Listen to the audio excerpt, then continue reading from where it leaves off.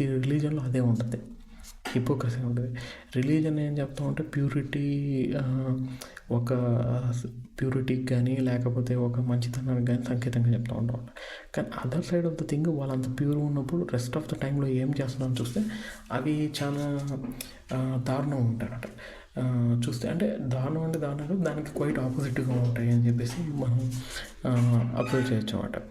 ఇప్పుడు బేసిక్గా ఎలా ఉంటుందంటే ఇప్పుడు చెప్పారు ఎవరిని కొట్టకూడదు ఏంటి అని చెప్పేసి, అదే శత్రువులు ఎవరిని వచ్చారనుకో వాళ్ళని చంపేస్తే వీళ్ళు ఆనర్డ్గా ఫీల్ అవుతారు, లేదా వాళ్ళు భయపడి పారిపోతే వీళ్ళు గర్వంగా ఫీల్ అవుతారు, లేకపోతే శత్రువుల యొక్క భార్య పిల్లలు వచ్చి మన కాళ్ళ దగ్గర మోకాలు మొక్కరెళ్ళి మా ఆయన వదిలే ఏంటంటే వీడి ఈగో సాటిస్ఫై అవుతాయి అన్నట్టుగా తీసుకుంటూ ఉంటారు. సో ఈ కాంట్రడిక్షన్స్ అనేవి ఎప్పుడు రిజాల్వ్ అవ్వలేదు, కానీ ఒకలాగా మూవ్ అవుతూ వచ్చాయి అనమాట ఏవైతే.